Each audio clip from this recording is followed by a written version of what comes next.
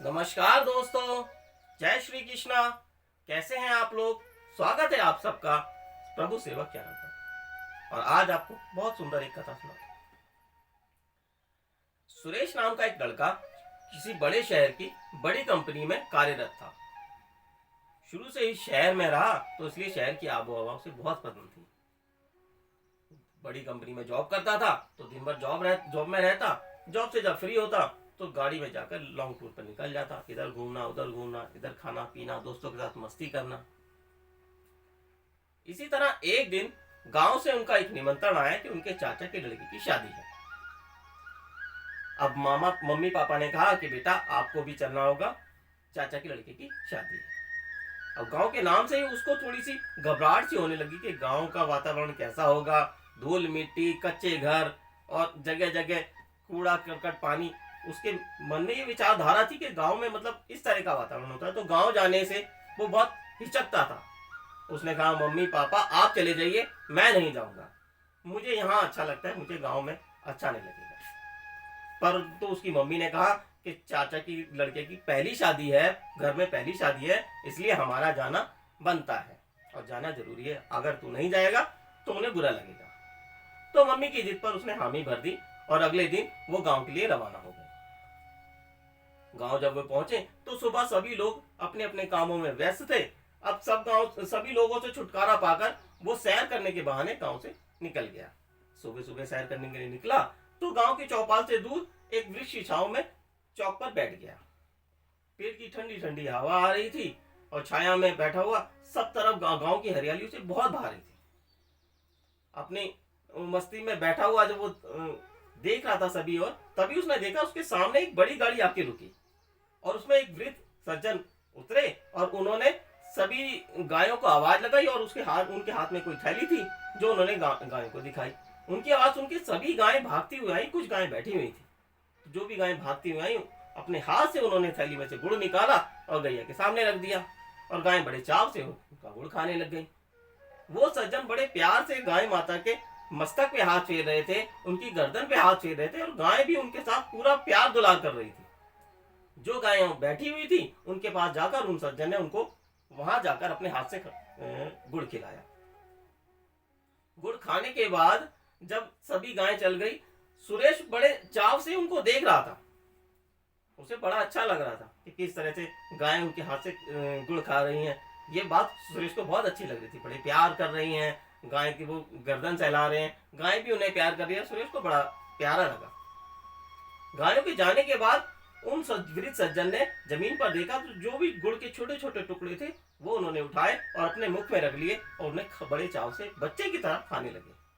अब ये बात देखकर सुरेश को बड़ा अचंभित हुआ, बड़ा आश्चर्य हुआ कि ये क्या कर रहे हैं। इतना बड़ा आदमी इतनी बड़ी गाड़ी में आया, गायों को अपने हाथ से गुड़ खिलाया और उनका जूठा गुड़ छोटे छोटे टुकड़े बीन कर खा रहा है।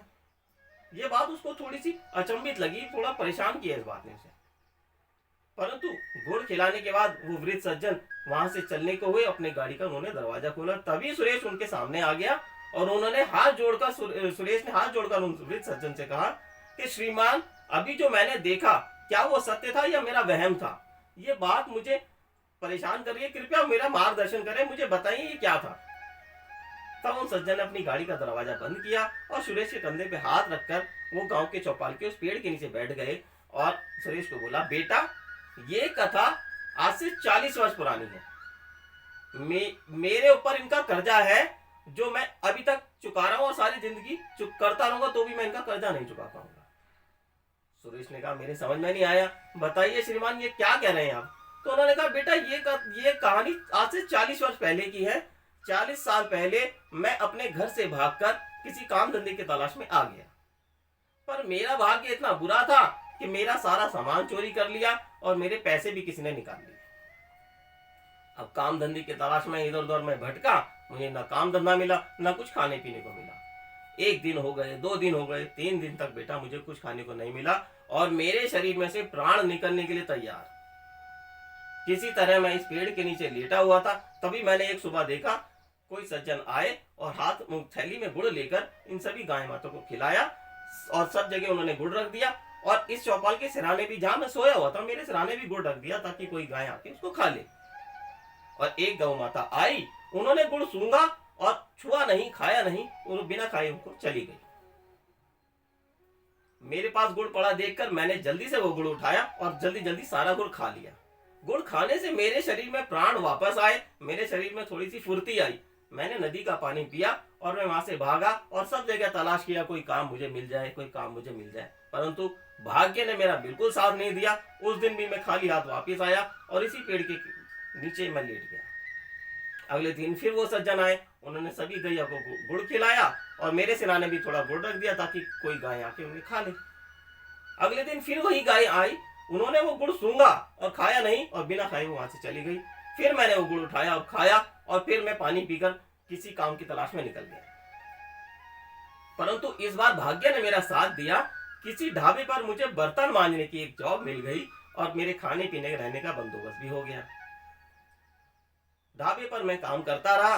10-15 दिन बाद ढाबे के मालिक ने मुझे कुछ पैसे छोटी सी पगार के तौर पर मुझे दिए, जिसे लेकर मैं तुरंत पंसारी की दुकान पे गया और मैंने 1 किलो गुड़ खरीदा और मैंने उस गाय को ढूंढा जिसका गुड़ मैंने 2 दिन खाया था। मैंने जैसे ही गुड़ की थैली उस गाय के आगे रखी, उन्होंने सारा गुड़ खा लिया, जो इस बात का सबूत था कि 2 दिन वो गाय मेरे लिए भूखी रही। उसने मेरे कारण से गुड़ नहीं खाया, वो भूखी रही। वो उसका ऋण था मेरे ऊपर बेटा। उसको खिलाने के बाद भाग्य ने मेरा साथ दिया और मेरे को किसी कंपनी में जॉब मिल गई। आज मैं इतनी कई फर्मों का मालिक हूँ, कई कंपनियों का मालिक हूँ, लेकिन अपने व्यस्त जिंदगी में थोड़ा सा कीमती समय निकालकर ये अनमोल पल मैं इनके साथ बिताता हूँ बेटा, और इनको गुड़ खिलाता हूँ। और मेरा ईश्वर जानता है या मैं जानता हूँ, मुझे इनके झूठा गुड़ खाने में जो स्वाद मिलता है वो संसार की किसी मिठाई, किसी व्यंजन में नहीं मिलता बेटा। इतना बात कहते कहते वो सज्जन रो पड़े, उनकी आंखों में से अश्रुधारा बहने लगी, जिसे देखकर सुरेश भी भावुक हो गया। सुरेश से विदा लेकर वो सज्जन चले गए। उसके बाद सुरेश बैठा बैठा सोच रहा था कुछ कि ये कैसे हो सकता है। तभी सुरेश ने देखा कुछ टुकड़े जमीन पर पड़े हैं, वो सुरेश ने उठाए और अपने मुख में डाल दिए। टुकड़े खाने के बाद सुरेश को भी ये एहसास हुआ कि जो मिठास, जो स्वाद इन गुड़ के झूठे गुड़ के टुकड़ों में है, वो दुनिया की किसी मिठाई, किसी व्यंजन में नहीं। ये बात सुनकर सुरेश ने गौ माता को प्रणाम किया और वहां से शादी के लिए निकल गया। तो देखिए दोस्तों, गौ माता पृथ्वी पर देवीय शक्ति है एक, सभी देवी देवता इसमें वास करते हैं। तो गौ माता का सम्मान करें, उनका पालन करें, उनकी रक्षा करें। जय श्री कृष्ण।